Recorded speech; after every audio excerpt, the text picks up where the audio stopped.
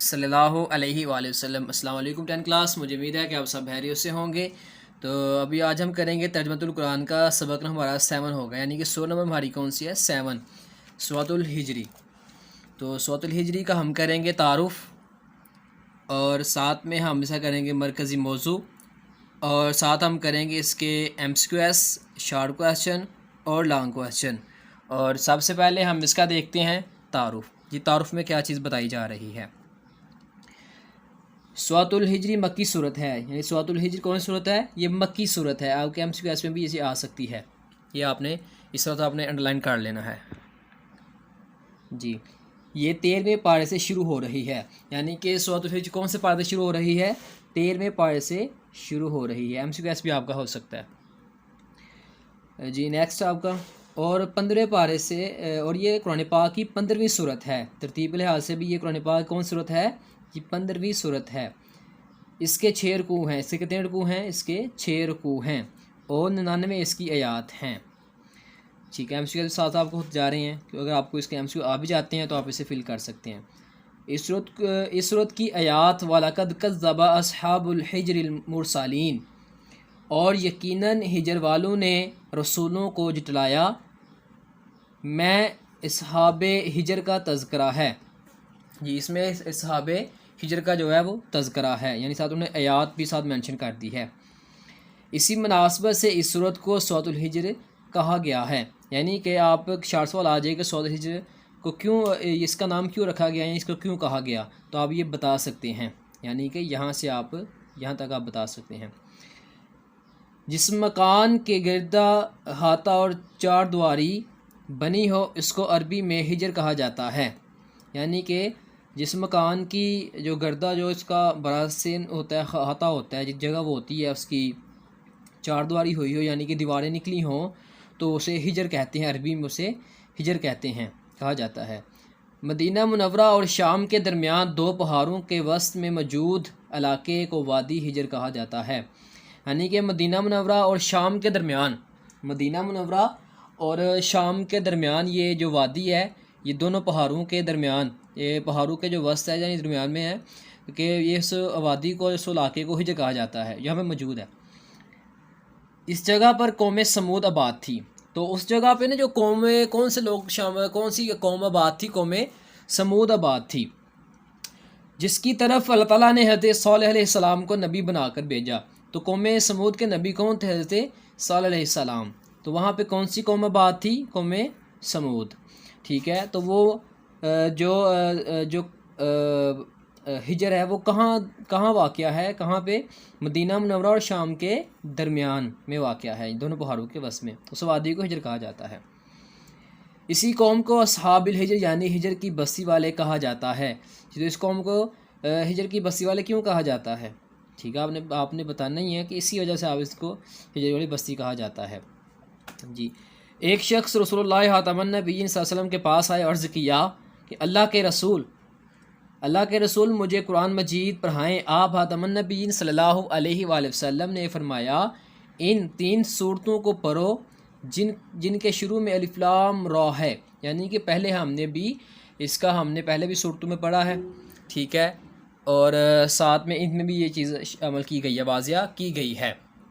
آگے اس کا دیکھتے ہیں مرکزی موضوع۔ تعارف جو ہے ہمارا ہو گیا ہے۔ اس صورت کا مرکزی موضوع قدرت الہی کی نشانیاں، قرآن مجید اور صاحب قرآن کی حقانیت کا بیان ہے۔ جی، تو اس صورت کا جو مرکزی موضوع ہے اس میں کیا چیز ہے کہ قدرت الہی کی نشانیاں اور قرآن میں جو صاحب قرآن کی حقانیت کا بیان اس میں کیا گیا ہے۔ تو ہم اس کا آگے کرتے ہیں، ہم اس کا MCQs، شارٹ کویسچن اور لانگ کویسچن۔ جی، تو اس صورت میں کہ جو سورۃ الحجر ہے اس کی بھی آیات جو ہم نے وہ نہیں کرنی، جو ان کا امتحان لیا جائے گا وہ ان صورتوں کا نہیں ہے، سورۃ الحجر کا بھی اس میں شامل نہیں ہے۔ یہ تو آگے ہماری مشق ہے، دوسرا جو آپ کا انتخاب کریں۔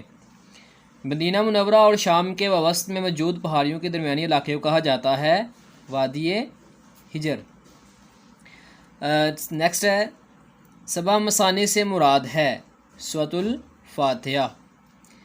سورۃ الحجر میں کن کے مہمانوں کا تذکرہ کیا گیا ہے؟ حضرت ابراہیم علیہ السلام کا۔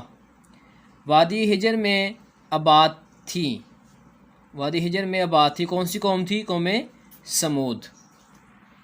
جی تو قوم سمود کی طرف نبی بنا کر بھیجا گیا، تو جی کنوں کا نبی بنا کے بھیجا کرتے صالح علیہ السلام کو، ٹھیک ہے۔ کچھ بکس پہ ایسا ہوتا ہے یا پیپر پہ ایسا ہوگا وہاں پہ نام لکھا نہیں آئے گا، اگر وہاں جگہ مینشن کی ہوگی تو آپ نے نام لکھ لینا ہے، اگر نہ ہوا تو آپ نے میں سے کسی پہ ٹک نہیں، بلکہ نام لکھ کے آپ نے ٹک لگا دینا ہے۔ جی تو نیکسٹ ہمارا سوال نمبر 2 ہے، مختلف جواب دیں۔ سوال نمبر 1 ہے یہاں پہ کوسچن نمبر، سورۃ الحجر میں اللہ تعالیٰ نے قرآن مجید کے بارے میں کیا ارشاد فرمایا؟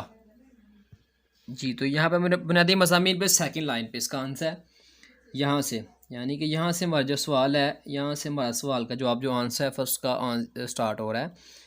یہ قرآن مجید خاصاً اللہ تعالیٰ کے کلام ہے، اسی کی طرف سے نازل کیا گیا ہے اور وہ خود اس کی حفاظت کرنے والا ہے، یعنی کہ یہاں تک آپ کا یہ شارٹ سوالات نمبر 1 ہے، یعنی یہاں سے لے کے یہاں تک۔ جی سیکنڈ سوال ہے کہ سورۃ الحجر کا مرکزی موضوع تحریر کریں۔ جی تو یہاں پہ ہمارے مرکزی موضوع ہے، اس سورت کا مرکزی موضوع قدرت الہی کی نشانیاں، قرآن مجید اور صحابہ قرآن کی حفاظت کا بیان ہے۔ جی تو یہ ہمارے سیکنڈ سوال کا آنسر ہے۔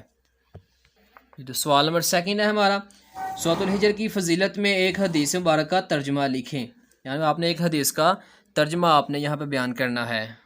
جی تو حدیث وہ کون سی ہے؟ ایک شخص رسول اللہ صلی اللہ علیہ وسلم کے پاس آیا اور عرض کیا، اللہ کے رسول مجھے قرآن مجید پڑھائیں۔ آپ خاتم النبیین صلی اللہ علیہ وسلم نے فرمایا، ان 3 صورتوں کو پڑھو جن کے شروع میں الف لام را ہے، یعنی یہ ہمارے سوال نمبر 3 کا آنسر ہے۔ جی تو آگے سوال نمبر نیکسٹ ہے ہمارا کہ سورۃ الحجر کے آغاز میں کس کا تذکرہ کیا گیا ہے؟ جی تو یہاں پہ ایک امپورٹنٹ بات ہے آپ کی کہ ابھی ہم نے ایک فرسٹ سوال کیا تھا اپنا، تو یہ اسی کے اندر اس کی پیراگراف کے اندر ہمارا فرسٹ سوال بھی آ جائے گا، یعنی کہ سورۃ الحجر کے آغاز میں قرآن مجید اور نبی کریم خاتم النبیین صلی اللہ علیہ وسلم کے حوالے سے مشرکین مکہ کے بے بنیاد اعتراضات کا آسان اسلوب میں موجود دیا گیا ہے کہ قرآن مجید خالصتاً اللہ تعالیٰ کا کلام ہے، جس کی طرف سے نازل کیا گیا اور وہ جس کی حفاظت کرنے والا ہے، یعنی کہ یہاں تک، ٹھیک ہے۔ آپ یہ 4 بار سوال کر لیں گے تو فرسٹ سوال کا آنسر اس کا اندر ہی آپ کا ہو جائے گا۔ تو نیکسٹ سوال ہے، سوال نمبر 5 ہے ہمارے پاس، سورۃ الحجر کی روشنی میں اللہ تعالیٰ کی قدرت کا کاملہ کے چند دلائل تحریر کریں۔ جی تو یہاں پہ ہمارے سوال نمبر 4 کے نیچے ہی ہمارا جو ہے اس کا 5 کا بھی آنسر ہے۔ سورۃ الحجر میں اللہ تعالیٰ کی قدرت کاملہ کے چند دلائل بیان کیے گئے ہیں، یعنی کہ یہ ہماری یہاں پہ ہیڈنگ ہو جائے گی۔ ستنون کے بغیر آسمان کی تخلیق کی گئی ہے، اس میں خوبصورت ستارے بنائے گئے، وسیع ورید زمین و آسمان کا توازن قائم کرنے کے لیے پہاڑ کو جماعت دیا گیا، زمین میں ہر چیز کو ٹھیک اندازے سے لگایا اور اس سے مخلوقات کی روزی کا سامان مہیا کیا گیا ہے، بادلوں والی ہواؤں کو بھیج کر بارش برسا کر زمین کی سرابی کا ذکر کیا گیا ہے، پھر یہ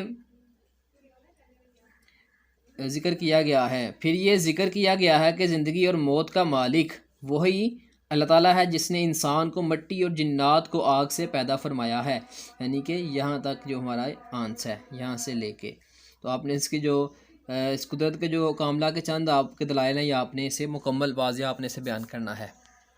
تو نیکسٹ ہے ہمارا تقریباً تفصیلی سوالات ہیں، سورۃ الحجر کے بنیادی مضامین تحریر کریں۔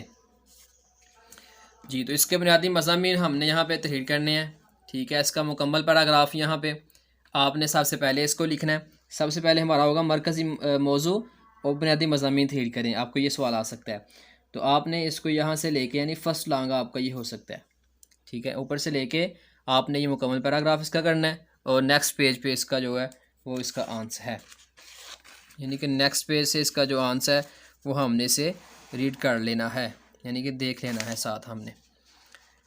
جی تو ہم نے یہاں تک اس کا جو ہے ہم نے اس کا فرسٹ سوالات کا ہمارا یہ آنسر ہے۔ جی یہاں پہ فرمان الہی ہے کہ اِنَّا نَحْنُ نَزَّلْنَا الذِّکْرَ وَإِنَّا لَهُ حَافِظُونَ، بے شک ہم نے ہی اس ذکر قرآن کو نازل فرمایا اور بے شک ہم ہی اس کی ضرور حفاظت فرمانے والے ہیں۔